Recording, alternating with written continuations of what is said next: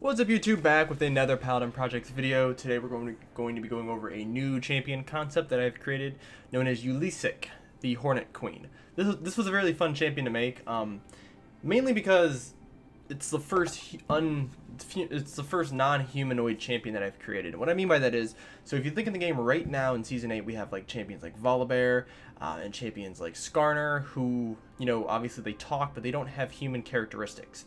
Then you have other champions, like Cassiopeia, who she's part snake, but also, human. Elise, part spider, also part human.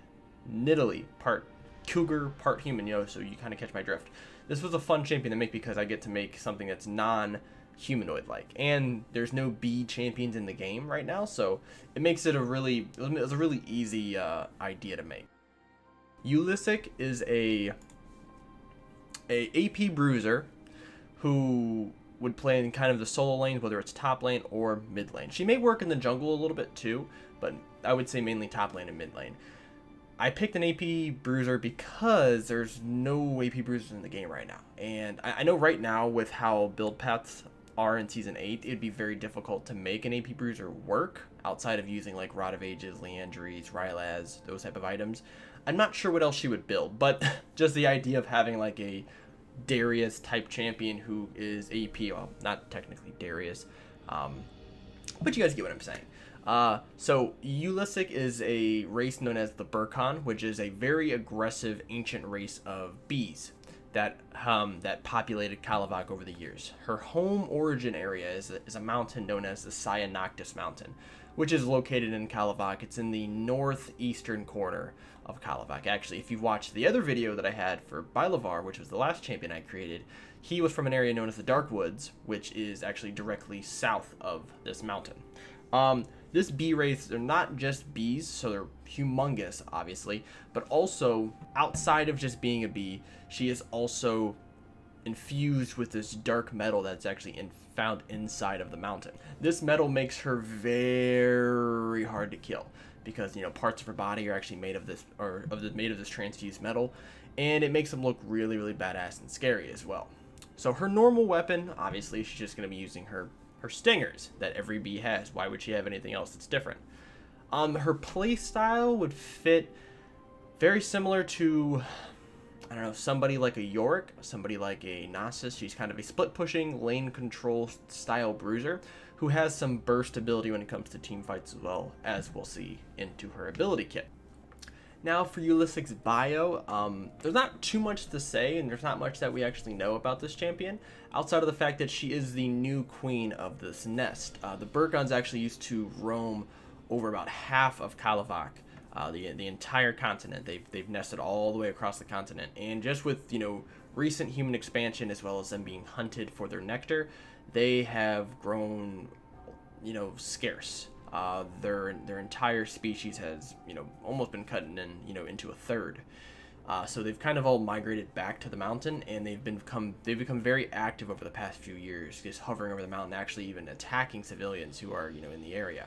So as this human civilization grows closer to the mountain and trying to get their hands on this nectar, they may have a problem going into the future dealing with the new queen and and her tribe. All right, so now that we've gone over some of the bio, we'll go into her abilities. So her first ability, which is her passive, Queen of the Colony. Ulisek starts the game with one colonized worker drone. This drone patrols the jungle section closest to its queen. The drone will patrol through the jungle, but will not attack. Very similar to Callista's Callista's W. Drones will harvest Burkgon nectar from catacombs spawning around the jungle and river area. Catacombs cannot be attacked by enemy champions, however the worker drones can. And the number of drones changes as she levels up. Once she hits level 6 or 7, she'll have 2 drones, and once she hits level 12, she will have access to 3. These drones will constantly roam around the jungle and harvest nectar from these catacombs. This is a good way of, obviously it gives her a little bit of, extra vision that the normal champion wouldn't have. And also this nectar does power an ability that's later on in her kit. Also, she'll gain a little bit of gold per nectar drop. And I'm not sure what the amount would be, maybe like 50 or 75. Maybe that's a little too high. You guys can let me know what you guys think. And the area that she would be dropping, these drones will come and drop off this nectar. It's whatever turret Ulisek is, whatever turret she's in her lane. So if it's the tier 1 in top lane, they're going to go to that turret to drop this off.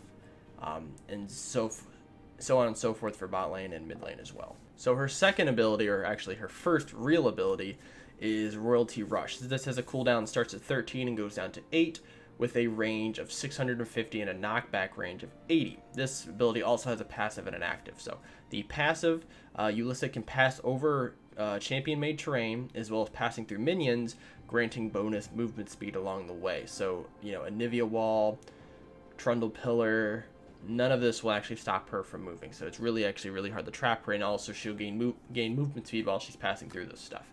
The active, Ulisek flutters in the target direction, which is a skill shot. And I just put extremely fast movement, so very similar to like Kai'Sa's ult. This will knock enemies aside, dealing magic damage, and it can hold up to 2 charges and can be used right after one another. So kind of think of it as a different version of LeBlanc's ult plus distortion combo, where she's actually able to distort twice in the same direction or 2 different directions or whatever. This is a good movement ability. It does damage, but it has a big purpose that actually goes on later in her kit. So her second ability is known as Queen's Guard. This has a cooldown of 18 and goes down to 12, with a shield range of 85 and a skill shot range of 325. This has 2 actives. So the first active will target a swarm of bees circling around Ulisek, granting a shield based on bonus HP. The shield also deals magic damage to enemies who are close by, very similar to the Bomby Cinder effect. The second active, you can actually reactivate to send the shield down as a skill shot, and this could be used to target both allies and enemy champions. If it hits an ally champion, it will grant the remaining bees as a bonus shield for the remainder of the ability. And if it hits enemies, it will swarm. The bees will swarm the enemy, applying blindness and dealing magic damage over time. So this is a cool ability. It's kind of there's only maybe one other champion in the game, or 2 champions in the game who have an ability that can affect both allies and enemies. Orianna's E kind of Orianna's E kind of comes to mind, where you can shield an enemy. I mean, you can shield an ally as well as pull her ball back to her, which will deal damage, as well as Nami's W. So this is kind of cool that you have an ability where it can shield an ally as well as granting them, this damaging shield. Or you can throw it at an enemy champion and it will blind them, take them out of the fight for a few seconds, as well as dealing damage to them. So it's got a good combo to it. Her third ability is known as Larva of the Hive. This has a cooldown that starts at 18 and goes down to 13, with a cast range of 400. Now, this ability, you place down an armored hive, acts very similar to a ZZ Rot portal. The hive lasts for, I was thinking 30 or 40 seconds. I haven't really decided on an actual time for it. And you can hold 2 stacks max of these hives. These hives will deploy warrior drones, which have health, resistances, and damage all scale off of Ulisek's ability power plus her health, and the total amount of nectar that is collected in the base. The more nectar, the more health, resistance, and damage that they will do. It's not going to be crazy where they're all like super minions, but it definitely does make them stronger than the average one. And very similar to ZZ Rot, this will drop 1 warrior drone off at a time until that warrior drone is dead, and then it will send another one off. The hives work as gold centers as well for nearby worker drones. So if you place one of these down and there are worker drones in that area, they will flock to the closest, whichever one's closer. If the hive is closer or if the turret is closer, they will flock to one of those. But this is just cool because it gives her another way of kind of controlling the waves and just giving her a way better version of the ZZ Rot portal that actually can be really, really useful for her for, fighting enemy champions, as well as kind of defending turrets, which is something that's really cool as well. And then we get to her ultimate, which is called Eye of the Swarm. This has a cooldown of 40 and goes down to 30 with a cast range of 250 to 750 at targeted location. So this ability, Ulisek unleashes the entire swarm on her enemies, focusing her power on a targeted area. Think kind of Nunu ult mixed with a Nivea ult, kind of as an example, because this isn't a channeling ability. Targeted swarm area dealing magic damage over time, as well as applying slow effects. While channeling, Ulisek is granted a bonus magic resist shield, and the damage actually is going to be in a large cone kind of in front of her. So this is kind of like the middle. It will kind of branch out like that. She'll use her wings, and it will branch out in a cone, dealing damage to everybody in that area. So think of it as a more control different shaped version of an Anivia ult. With like I said, with the fact that she's going to be channeling it like a Nunu ult. Canceling the channel will reduce the cooldown of this ability as well. So if you think one of her big strengths is going to be able to, double Q into the back of an enemy, like into the back of the enemy front line, and then just turn around and just plop her ult down and just deal massive amount of damage while also having a little bit of a shield on there too. Outside of that, most of her focus is going to be in pushing lanes. So she does have a good ability to kind of transition between being kind of like a 1v1 solo laner, as well as having some team fight potential as well. Just kind of as a review a little bit, I have some really good things about this champion, some things that I also wanted to ask you guys about. So in my opinion, this is a very powerful controlled team fight champion. She can do both very well. Also, she is a brand new AP Bruiser champion, so if we ever got some items that would work for an AP Bruiser, she would definitely be in the front line, I think, to be one of the more powerful champions in that category. Strong side lane pressure, like I said, and a unique gold income mechanic. So it's kind of a different version of Gangplank's, Q ability with, having his medallions or whatever he has. Just a unique other type of champion. It just allows for a different form of gameplay. When you have somebody like Kindred in the jungle who has to grab their marks, you as a jungler or as a mid laner, you go and you say, okay, they have a mark in our jungle, let's go over there just to ward it or stop her from getting it, and it causes these unique confrontations around the map that you normally wouldn't have if you had another champion there. Same thing with her. You're gonna go into the jungle next to her just to kill her worker drones to make them spawn. That way it cuts down her gold.